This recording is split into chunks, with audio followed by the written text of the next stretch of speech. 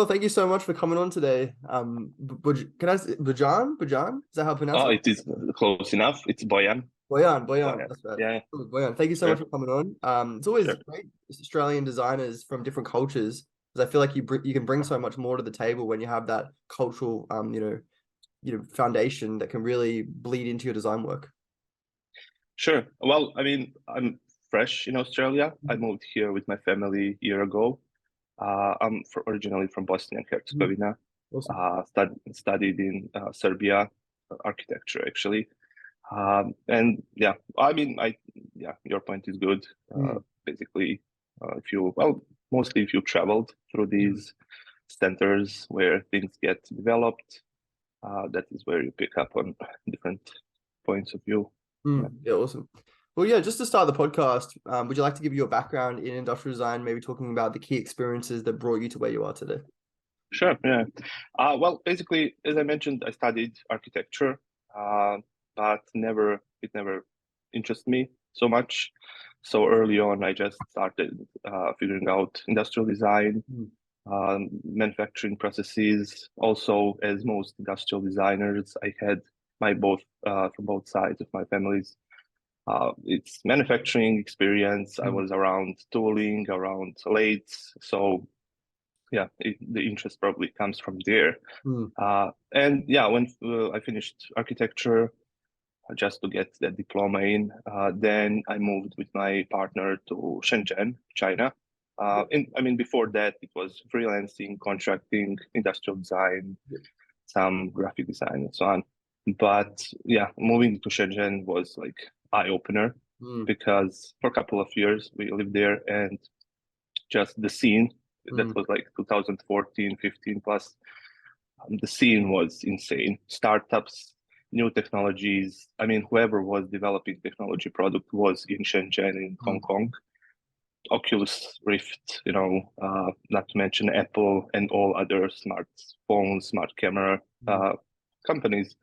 So yeah, and when you are around those, people, when you are in co-working spaces, mm, yeah, you learn a lot. You get insight in what's coming. Even still, some things still didn't come yet mm. and are being developed. So it gives you some opportunities.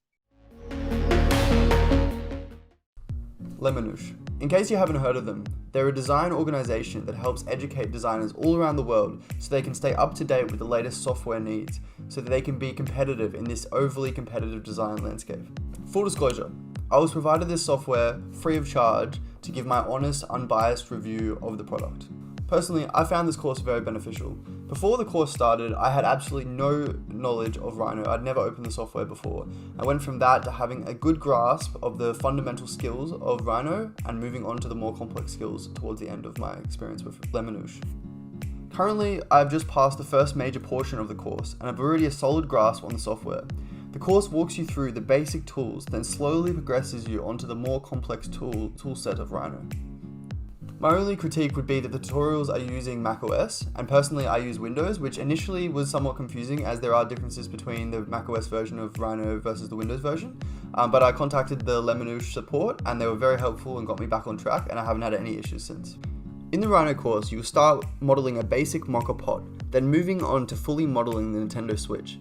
Next, modeling the Bang & Olufsen Bayo Play speaker, a Google concept, and finally, using the new sub-D tools to model a pair of sunglasses.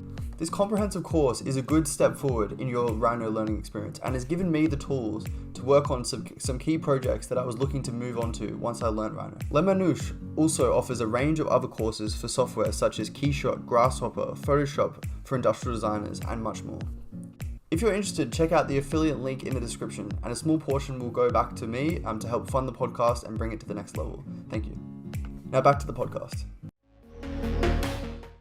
Yeah, Yeah. so mostly was doing like industrial design for clients, and also maybe 2010, I started with crowdfunding on Kickstarter. Basically, personal projects, ideas, or I would have partners from like UK or US. Let's develop this, I don't know, iPhone stand. At the time, it was just like, what accessory can you develop? We know that we can easily crowdfund it, so let's go for it. Then manufacture it in China, deliver it. Yeah, it was fun. I Okay. have like 15 plus projects Right. designed, funded. So in Shenzhen and in China generally, also mostly Kickstarter was very, it was huge. Mm. And I helped a couple of startups, technology startups, to design their projects and just to push them through Kickstarter, get funded. So it was fun to say. Mm. Yeah, that's great. Well, Yeah. what kind of led you down that path of startups? What appealed to you in that kind of regard? Well, basically, you got, I mean, and environment was, key Mm. because I was in like, so basically in Balkans where I'm from, Mm. there's no industrial design Yep. culture to say. Some industrial designers, but they Mm. probably just move on from that area because nothing is being developed, Mm. manufactured, right? So coming to China, you have, your full-time job as Mm. industrial designer, especially foreigner. It would be great, you work for, I don't know, TCL, for DJI, for, Mm. top brands still, Mm. but it's not very exciting. Mm. But joining startups, I would join startup for like 3-4 months Mm. and just go with their team over user experience, manufacturability, what is the trend actually, what material finishes, Mm. helping them co-develop that product. And then, they mostly needed to crowdfund it so Mm. they can attract more. Money was there, the funding was there, but they needed some proof of concept Mm. Yeah, that it definitely. sells. That is, I mean, probably internationally that is the case as well, But in China, it's probably very strong on like nobody will risk money if there's no, proof of concept. Mm. So the variety of, scooter, electric scooter, smart scooter, startups, 3D printer startups, some services, yeah, a lot of that was accessible. So I just, went for it. So yeah, that is Mm. why. Yeah. Well, what advice would you give to someone kind of starting off in that space, wanting to maybe they have a product idea and they want to bring it to life? What advice would you give to them? Well, let's say the idea, if it's physical product, Mm. uh, if it's developed, let's say up to some prototyping stage, you need some way to manufacture it, to Mm. maybe test on some limited market if Mm. possible. This is where these crowdfunding platforms come in play. Top ones are Kickstarter, Indiegogo. In Australia, we have like what's it called, GoFundMe, or some of these, yeah, like uh, equity-based and reward-based Mm-hmm. platforms. The good one is actually Ready Fund Go, who is CEO I know very well, and it's your basically platform to post your project, to bring people to it, tell them the story, Yep. tell them why you're raising money, and that is your also user group. If you are selling smart camera or developing, and you have 1,000 people who bought it, you deliver to them beta version, maybe early, release, and they tested it. That is, something that is very valuable for any new product development to have Mm. that insight. Yeah. So from that standpoint alone, and plus you can fund your campaign into millions, Mm. potentially. So that is like monetary value of, basically, if campaign is done well, uh, it can raise a lot of money for sure. Mm. Yeah. Yeah, it seems like 3D printing kind of originally started off in more that space. A lot of Yeah. crowdfunding and a lot of these like very small companies kind of grew just based on that premise. But it seems like 3D printing's kind of moved into this new era now where it seems very refined and it's more of an off-the-shelf item now. What do you see in that regard, the change in the industry? So I was in lucky to be in like 2015 Mm. in Shenzhen, where most of these, so Snapmaker, Mm. Bamboo, they all were just starting Mm. there. I joined at the time a startup called Kodama, and they had one very successful campaign and printer Trinus that I helped to design a bit. Yep. And then after that, we did another printer, which was like $100 printer, which with much more features, and it failed. I mean, it funded, both of them funded probably up to $2 million with pre-orders. Yeah. Separately. Yeah, it was very successful because the trend was there, right, at the time, and pricing was good.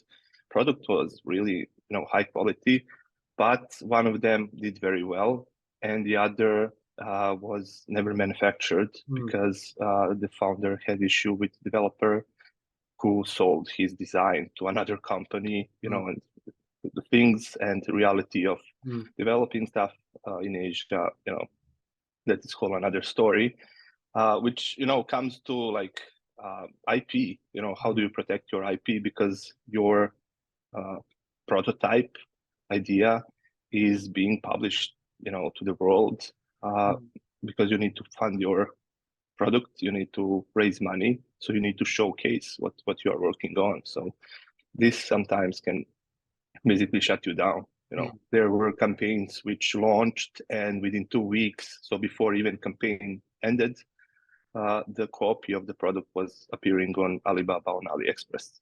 Insane, 3D printing. So in 2015, maybe 14, I would say that is where FDM printers stopped. So the output, the quality is the same today as it was 2015, easily. But as you said, it is more streamlined, more, user-friendly. It's not just kits that you get, to assemble, hopefully. It's more streamlined, I would say, like Snapmaker, this Bamboo, whatever. There are a couple of them, Reality. I mean, I'm talking about Asian brands and where it develops, manufactures. ProSize, of course, father of all 3D printer kits, and it's next level. But yeah, as you say, it's there, but it's not moving much further than like what was 5-10 years ago. Quality-wise, speed-wise, the filament is the same. So, but still good. I mean, as a tool, it's amazing. So, and also to print. Do you think that kind of stagnant in the design will continue, or do you think there'll be massive advances? I think the technology of extrusion, just the principle, heating the filament, extruding it, it's all achieved way back.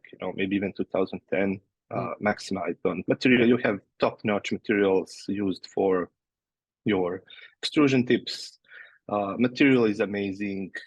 You can now, like seal your filaments. You can, dry it out. Everything exists around that category of printers.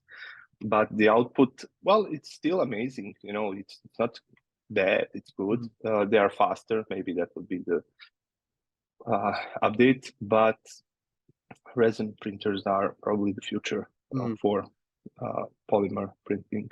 Yeah, it does seem like that. I mean, I have a resin printer, and I maybe a little bit too optimistically thinking it would be the end all of my 3D printing practice, and now I'm wanting to go back to FDM because I just feel like the costs associated, for example, the processing after printing, like there's a lot of things that make it a bit less enjoyable, I feel like. Whereas FDM, the idea of just being able to press button and go is pretty desirable, especially for industrial design where it's more functional products I want. Well, depends. I mean, if you will post process it, if you will make that surface, if you will paint it, if you will do some stuff after, FDM is fairly good and cheaper, much cheaper. Depends also on industry you are in. For example, at the moment, well, I'm now employed at Tilt Industrial Design in North Sydney.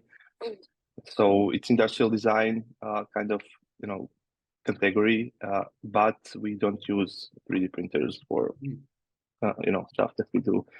So depends on the use case. Of course, Formlabs, they have now like sintering machine, which is I think $10,000. That is your desktop size machine, and you can do stuff with it. So I think some of these brands are pushing the envelope beyond, of course, car makers and professional level 3D printers, $500,000 ones. but consumer grade ones that are fair quality, even for like design studio grade usage. Yeah.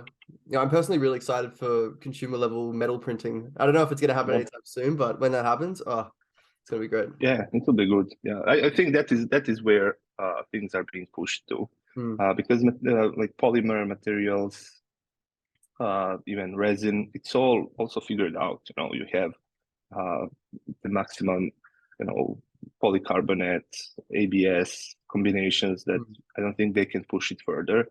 And also all of that, if your 3D printer, your heated chamber is all perfect, and then you will get the maximum.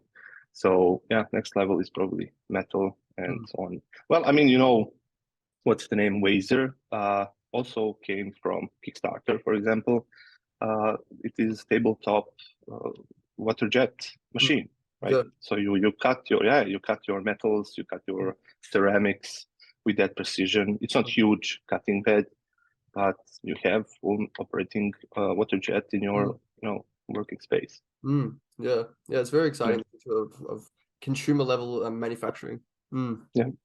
On that topic, what in a world where it seems like there's so many ideas that have been realized, how can we differentiate ourselves as, people who create a innovative product, and how can we find these products that haven't been created and, lead to success?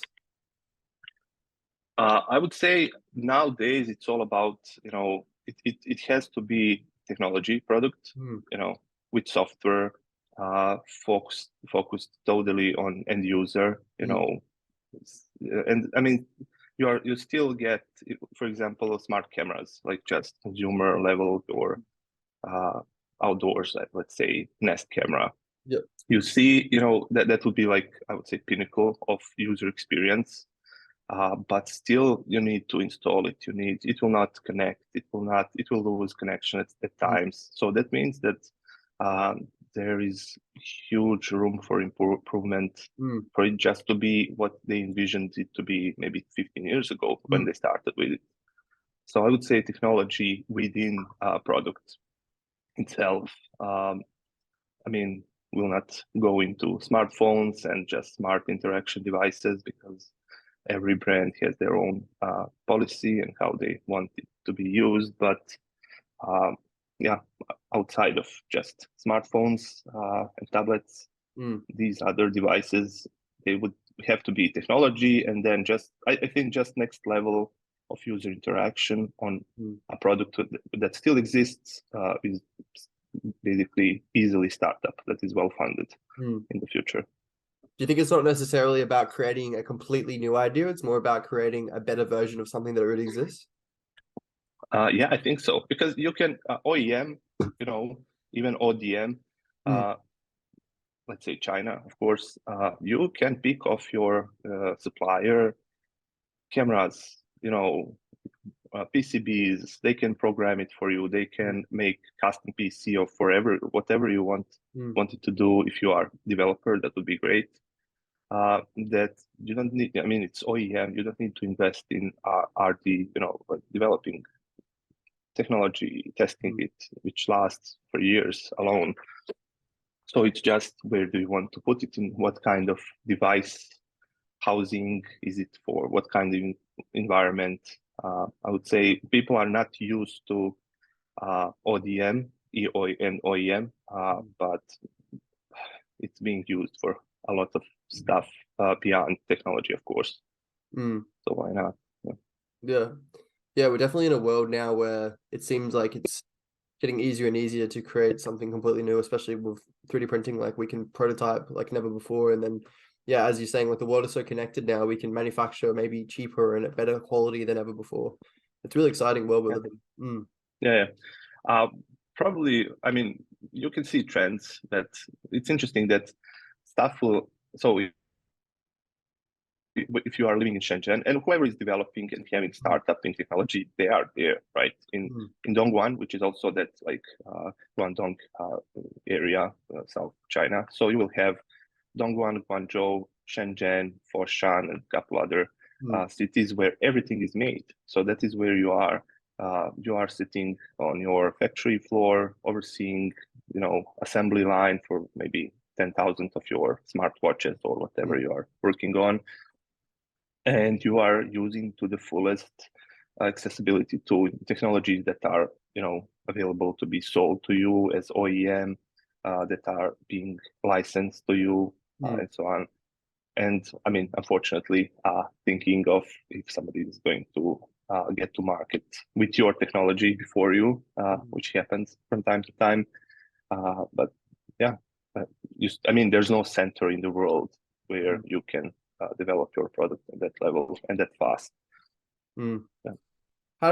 Talking more about IP, like how can we really differentiate our products so that they stand out? Like I think about, I'm looking over there, I have this little device I bought for my film camera, and it was originally released by Voigtlander for like $600, and then now there's like Chinese exact copies of it for like $80.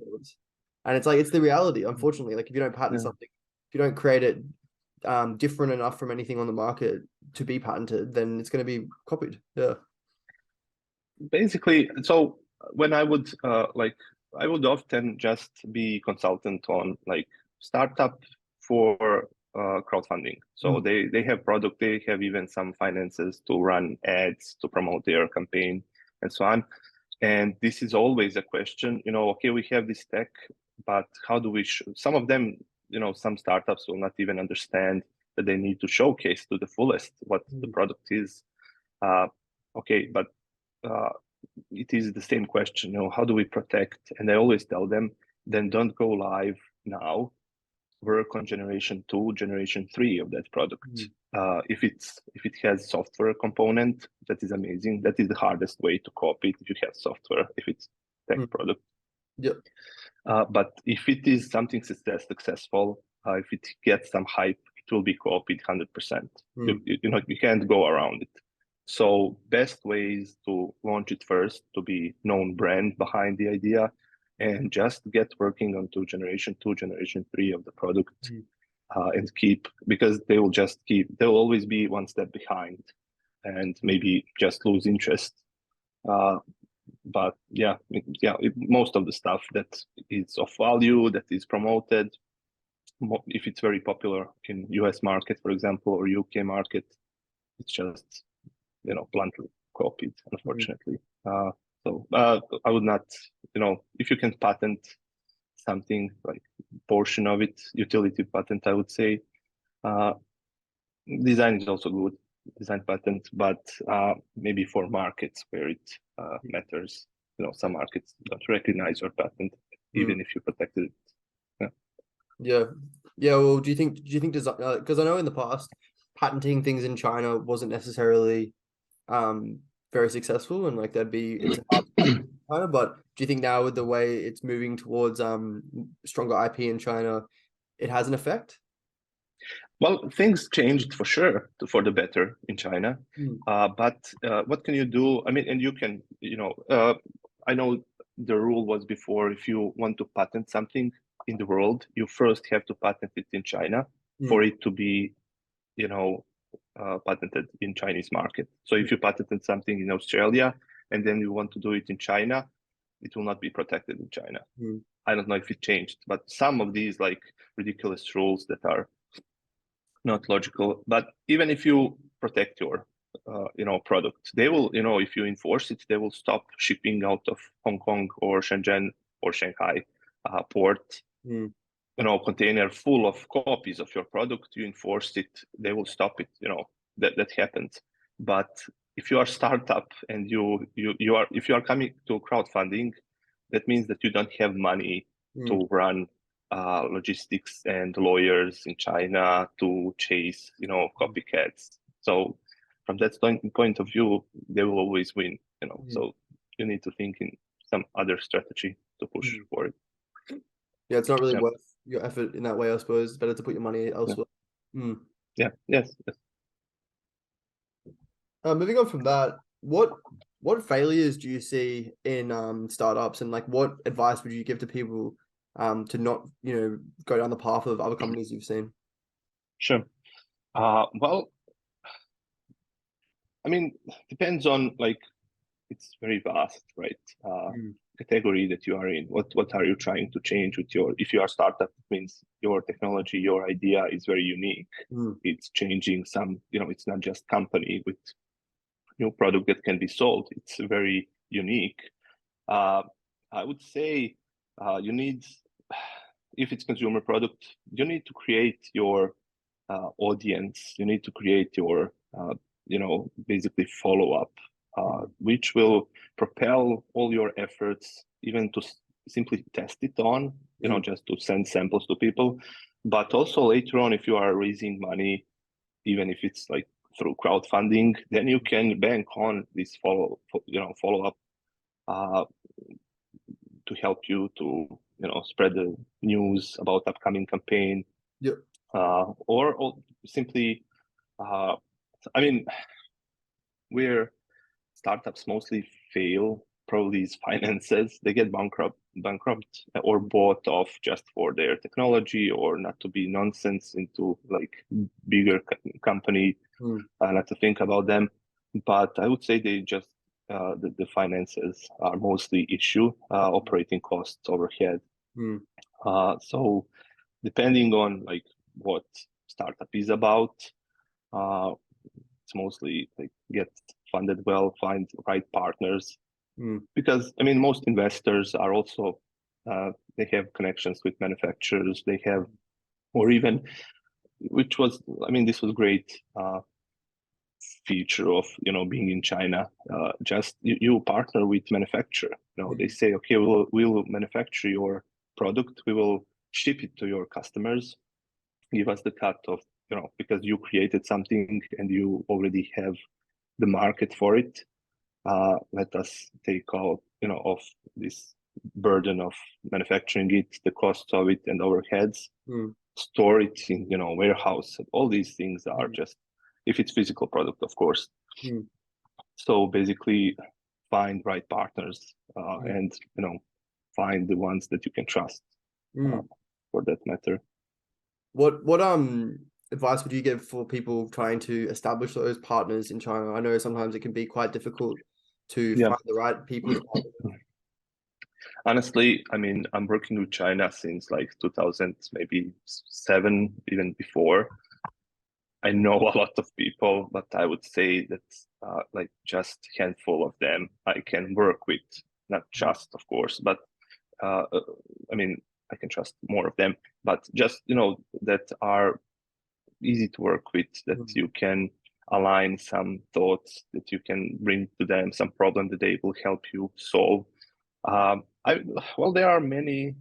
I mean, if you would do it now, for example, just find maybe foreigners in China or agencies who specialize in like helping you.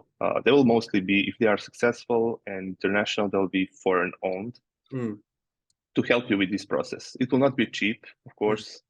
Imagine you are bringing just your idea and they are giving you everything around that, but still it's a way to build up and basically develop your product, your idea to the fullest and deliver it to your buyers, customers. So mostly, yeah, I don't know, I mean, I would have a couple of people now that I would go to with a new product I would be working on, but it is tough. I mean, that is basically top 3 to 5 challenges that working in China are existing basically. So yeah, you will have to live in China. I would say for sure, like for months, maybe even years, to figure out how stuff works. If you can learn some Chinese, it will help you for sure. But just to figure out, so that was great. I don't know, during COVID, for sure, everything died off. These like communities, meetups, foreigners are not there, so they are just now coming back with these rules being changed. But meetups, working in co-working space, basically, it's a bit different. So if you are here in Stone and Chalk in like Vineyard, you do not interact with people in like even fish burners, they're in the same building. You don't interact with people who are also, working on something in that co-working space. In China, it will be different. You'll be talking to people sitting next to you about their issues with, development. So it's much more connected, I would say. Uh, at least that is my experience. So you can get to more information to visit factories, talk to owners, and get more insight basically, and figure out how you want to proceed even before you disclose what your idea will be doing. Why do you think that is in Australia, that there's a bit more of hesitancy around that? Do you think it's gatekeeping of ideas? It is, yeah, IP is mostly, but also I don't see here, too many technologies being developed. Of course, software services, it's amazing. Australia really has amazing services, but in terms of future technologies, it's all fully protected, fully IP. You can't get access. Nobody's sharing anything. And on like inventor level, it's not as in these countries where people are mostly first working on their PCB, on manufacturability of all components, and then they are thinking of where this device will have its power button or what kind of screen. So it's different kind of innovation.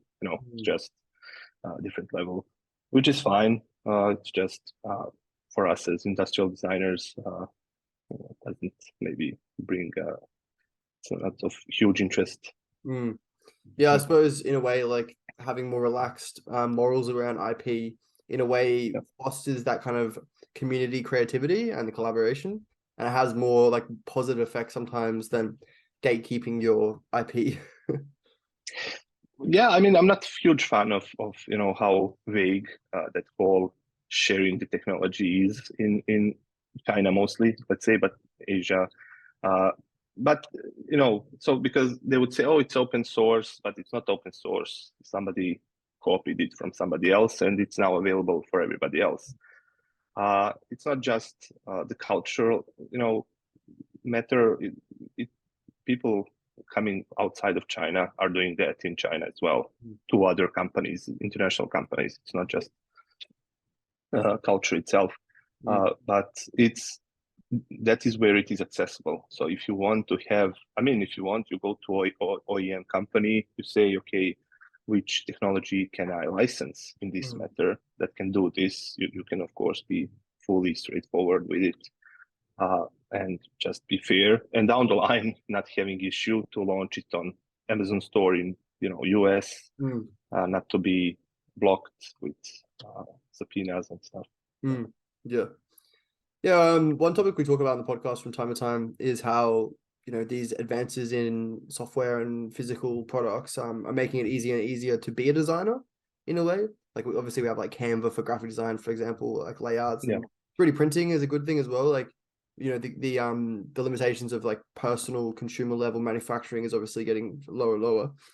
Do you think that more non-designers will be creating startups and not even needing a designer necessarily as oversight in the coming years? Well, again, probably not in that, like, to be fully autonomous. There's no way, but a lot of stuff, they can.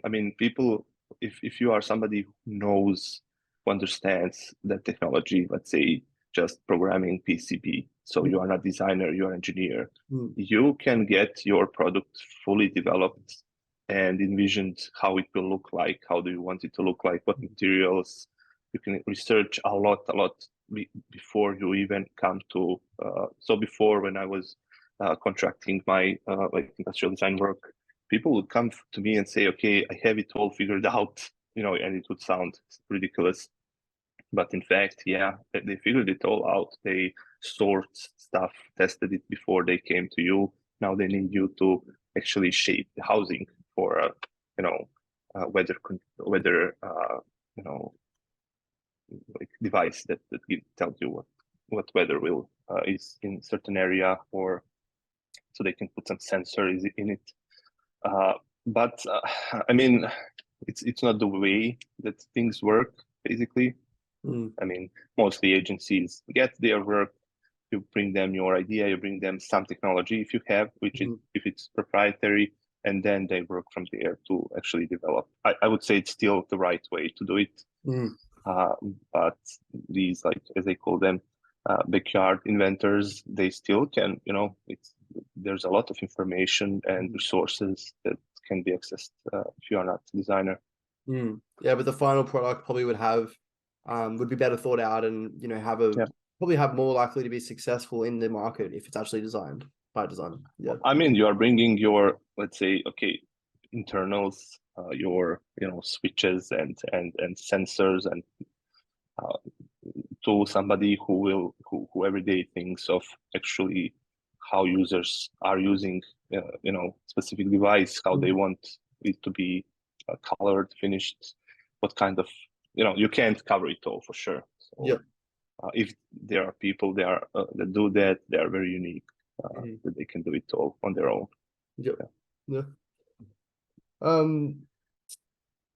What differences do you see? Obviously, you work as an industrial designer now in Sydney. Not necessarily with startups, like with all clients. That's what I take from that? Yeah, it's not. Tilt is mostly like, it's not consumer product level of development. It is custom architecture, operable architecture, playgrounds, public art as well. Very interesting categories, just not your classical industrial design agency. What differences do you find designing for a startup versus designing for an in-house role? Like, what changes do you see there? Well, I would say there's more teamwork. You are not covering. So before, I would just get clients their brief, what they want to solve. There is probably similar product that does this, but they want to have the next, level, next best thing. And, you get on with your process as any designer would develop new product, feedbacks with clients. I always had connection with manufacturers. So that was a bit of edge, somebody coming to you and you say, okay, I can get your prototype as well of this, and very fast. In-house, like office designer, it's different, and I mean the scope of work is different now, and more team members have to work with you on the project, and they are bigger, of course, and that is the biggest issue they had. If you are alone and small team, you can get huge projects. There's no way. You can work always on small projects, on maybe not very well-funded projects.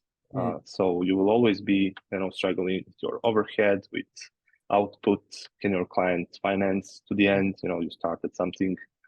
So yeah, this is a huge difference, and I prefer to actually work on bigger projects. Yeah, no, that's great.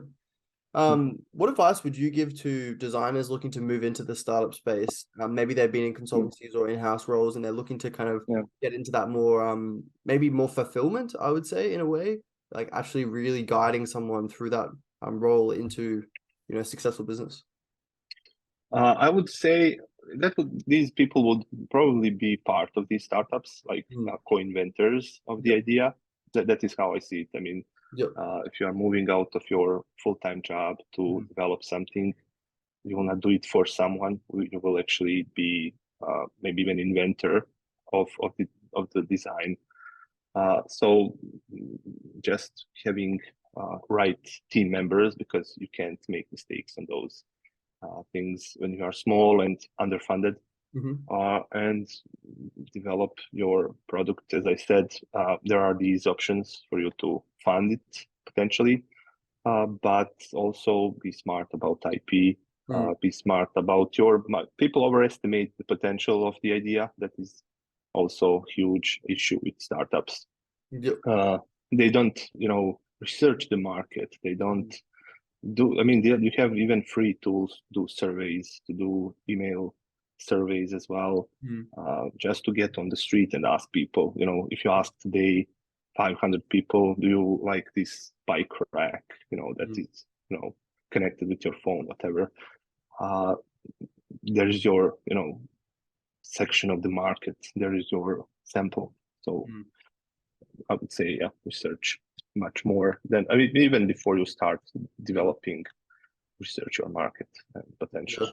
Gain an understanding of what is actually in the market first as well, probably very important. Yes. Because so for example, living in Shenzhen, some of the products which were amazing would be there, have their shelf life, die off, and never appear in the West. And you would expect for them to be blast. So when those, if you remember, what was the scooters, electric, what do they call them? Decks with just 2 wheels on sides. What's the name? Yeah. Before it, blasted off in US, it was standard to see people on the street to just use these devices to go around. And then it was blasted, I think Christmas time for like the West. And it was crazy. People bought a lot of it and imported, and then batteries started, catching fire, and then it died off. And now you have proper, transport units that are fair and safe to drive. So, yeah, depends where you see your product being used, what markets, and the level of just usability. Yeah, I suppose in some ways that's a benefit of going for a product that's a bit more realized in the market and isn't just completely new, because you can kind of learn from other people's mistakes in a way, and have a more refined product on day one. Yeah, that's true. There's nothing wrong with developing next electric bike, for example, which has you can cram into electric bike so many features, so many next level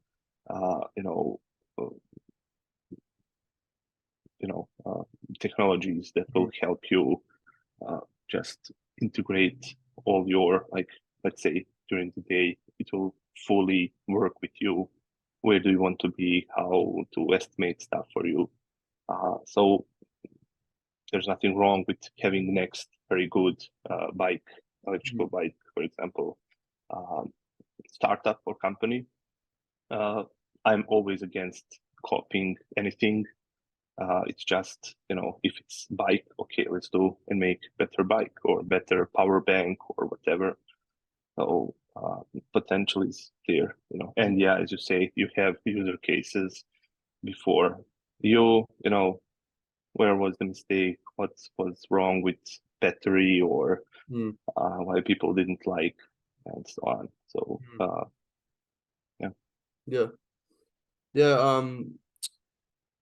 What future do you see for the startup industry? Like, what changes do you see happening in the future? Yeah, sure. So basically, I don't think much will change, because you can't go. So it's basically you have initial idea. You can do some work on your own. Let's say market research, get your deck ready, figure out how much money do you need, figure out how much it will cost to manufacture, and then you have to fund it. If you're funding it yourself, you still need these things figured out. Who will be your target audience, who will buy it, what price range, and so on. Where you can import it if technology is maybe forbidden in certain areas, and then development, prototyping, testing, media around it. I don't think much is changing. It's just the size of, maybe if you are grabbing larger markets, then challenges are much bigger, and you are bigger target to be copied as well. So I would say the process remains the same. Just and also this is like consumer product level. Of course, if you are going into software, into services, it's a bit different. And I would say you are a bit safer, but maybe the way you will sell your product is more challenging. depending on, so it's very also dependent on kind of and category of product and idea that is being developed. As far as royalties, obviously, like the royalty-based model is something that a lot of designers adopt. You know, a lot of consultancies kind of move into that, and they, you know, take a stake basically in a design that they believe in. You know, how have you found that in your personal practice? Have you moved into that kind of role, and would you recommend that for designers looking to take on these kind of jobs? It's it's not bad. Yeah, I had a couple of royalty deals that are still kicking in. Well, I mean, it's not new, even for these like big agencies, consultancies. If you take in Australia, maybe Design Plus Industry, or they probably do a lot of royalty deals. For designers and individuals getting into that, why not? You know, if you think about it, your client will accept it probably if it's a good deal for them. But getting to the bottom of it, that means that they need to give you, you know, insight into their book, and you need to have maybe third party that will oversee it.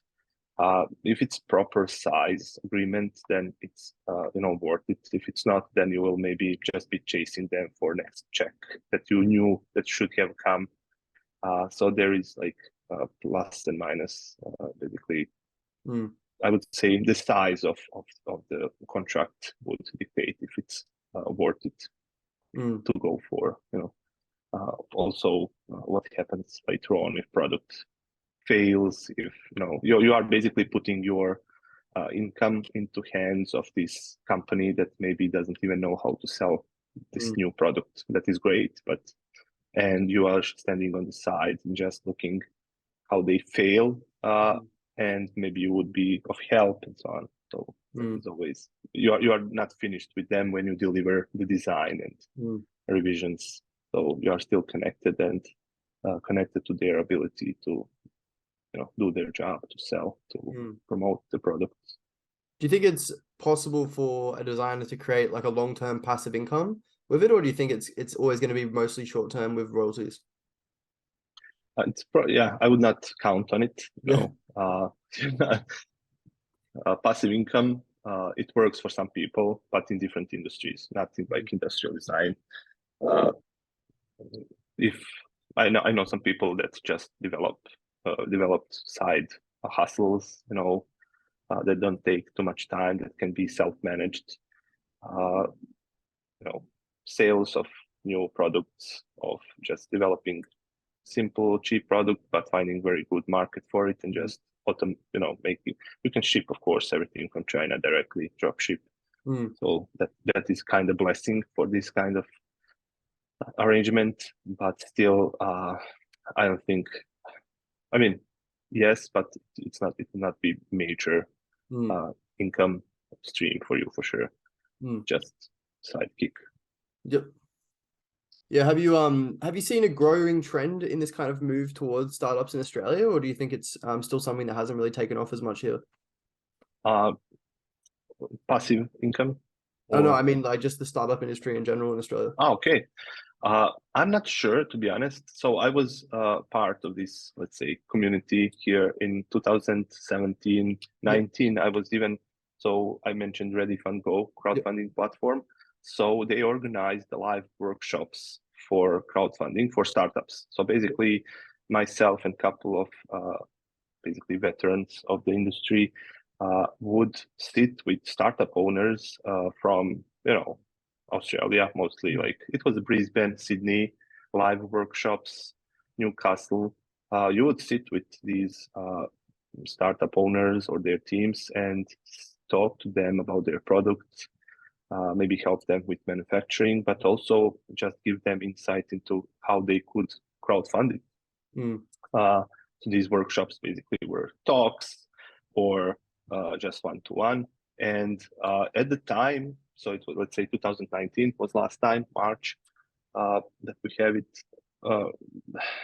The startup industry seemed like also, you know, backyard inventor level, unfortunately. But I would also say that whoever developed at the time their technology product, they were already in China, in Shenzhen, right? You don't see those people here. In China, you would see a lot of Australians just working on their stuff, right? So living there for years, even having families, and just working on their stuff, developing it, on then moving on to next thing. Why would you stop on one idea being developed? So if you are talking just Australia based, I think it grows.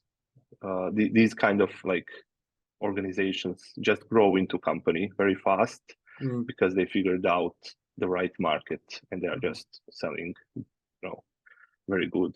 And it's mostly, I would say, services. If you ask me, that is mostly what I see, startup wise and invention wise. Not many like practical consumer product startups. Obviously, quality of product and sustainable design is something that's very prominent in our industry at the moment. Do you ever see a product come up and you think this doesn't need to be made, or I don't want to be the person who designs this? Oh yeah, yeah. I've denied a couple of clients. Just I don't want to do this. I'm sorry. Well, I mean, when you have luxury of saying that to your client, well, I mean, so depends on you see plastic still being used, incredibly, which is not like bad. For example, plastic is great carbon, capturing device or just material, but it's issue when it starts decaying because you disposed of it somewhere in the sea or wherever, that is the issue with it. Besides that, it's actually very good method to capture carbon. I don't know what to say. I mean, I would say startups are just being, so you have these like lifestyle startups that grow very fast into companies, which will develop their own like water bottles, just simple consumer products, nice looking, and with sustainability in mind. But they just grow into online stores selling these products. So I would not say that they besides developing new few start products that put them on market, beyond that they just start selling generic products within same range. So I think it's just up to a designer or company if they are pushing for that. That whole idea that can be really, I don't think it's just small percentage of like additional energy spent into thinking what can we do with this other material, can we change this process, not ship it from someplace. This could change, but I don't see the initiative. It's mostly bottom line, top margins, and just sell it as crazy. Well, it will mostly be plastic, I would say, that is the issue.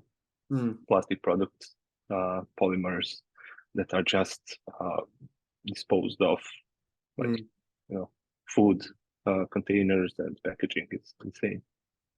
I suppose even like further than materiality of sustainability, like the question, does this need to be made, and like, do we need another water bottle?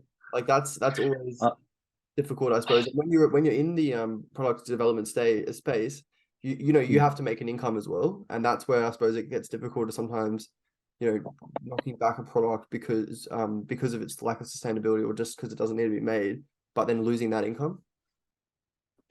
Well, I mean, if you mentioned these like lifestyle products as water bottle, or there is so much OEM now available. I don't think I designed a couple of water bottles, and it was like a few years ago when I would think there's no way I can design new water bottle. Like, even material was not the issue.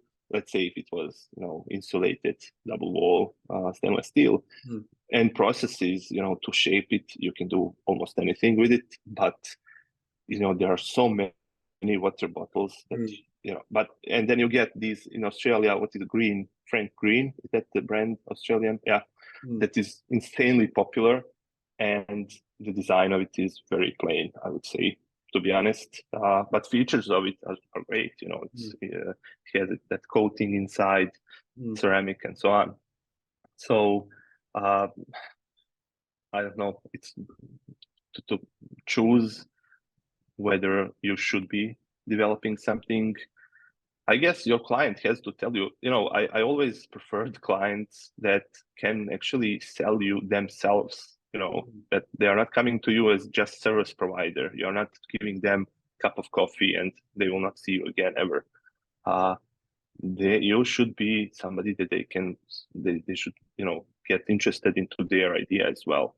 So I think designers can influence this if there is a trend, that clients or companies that want new products developed to think a bit, where their product wants to be categorized. When they approach you as an agency, they should know that you will push them on these matters, and you will maybe charge them additionally if they are not pushing for optimizing it.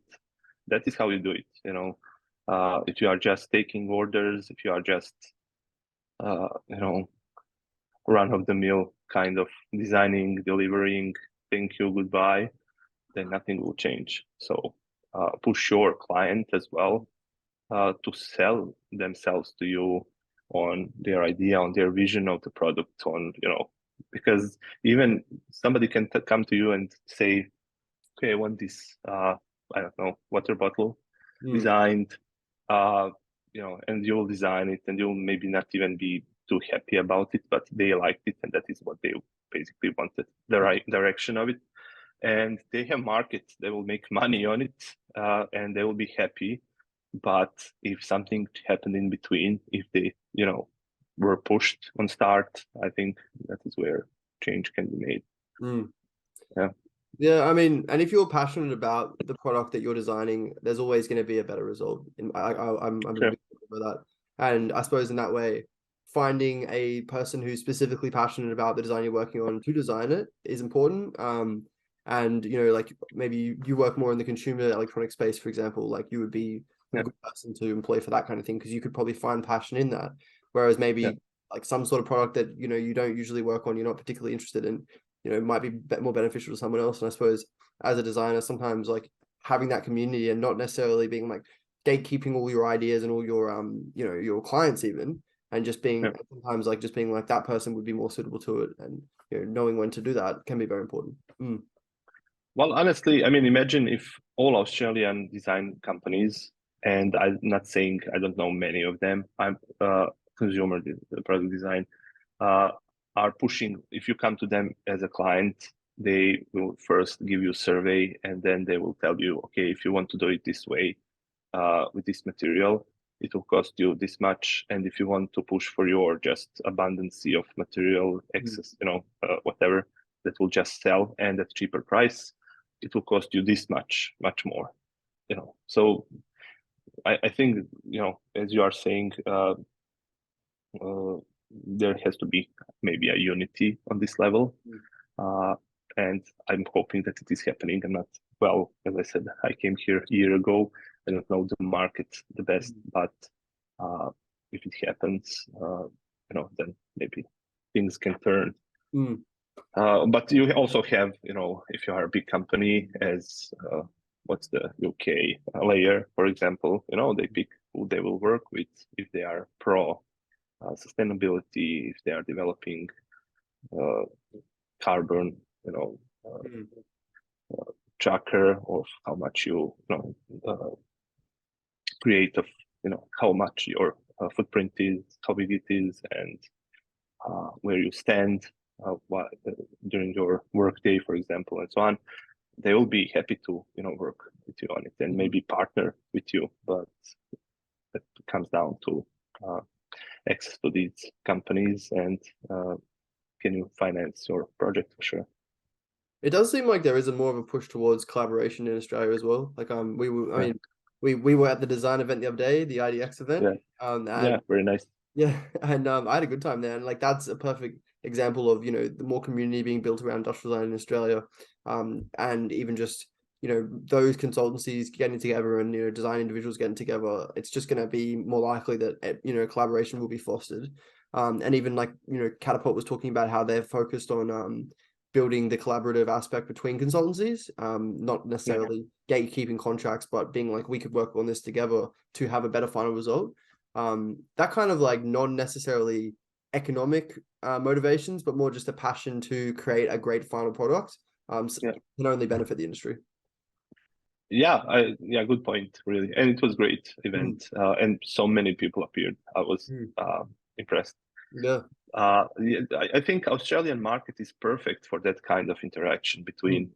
you know, in this creative field, because it's not huge market. Mm. All companies are international design companies. Designers are, you know, they're not like bluntly just running for the money. Uh, so yeah, if there is like, I would say, agreement or understanding on some level, because there are not many of these companies in Mm. Australia, then it can easily be achieved, you know, on this level, to the level that you can shame somebody for not following through, or, you know, I don't know. Probably somebody has to actually think how you enforce this kind of uh, culture, design culture, and picking your clients. Yeah. Yeah, that's great. Well, yeah, we might leave it there anyway. Thank you so much for coming on today. It's been really nice. I haven't had anyone come on so far talk about startups and, you know, the benefit of it. And I hope you've inspired some people today to, you know, maybe they've had an idea for a while in back burner and they've always wanted to bring it to fruition. Reach out, and I'm sure you'd be willing to, you know, help them out and guide them in the right direction. Sure. Thank you. It was a pleasure. Really great conversation. Yeah, happily to just have talk with somebody who has who wants their idea developed. You Awesome. know, it's the process, but yeah, we need to start somewhere. Thank you very much. Yeah, I'll leave the link to your socials in the description, and anyone who wants to check Thank out you. it for you, you'd be happy to take the call. And yeah, awesome. Sure. Sounds good. Sounds Thank you good. so much. Thank Have a you. good day. You too. Bye.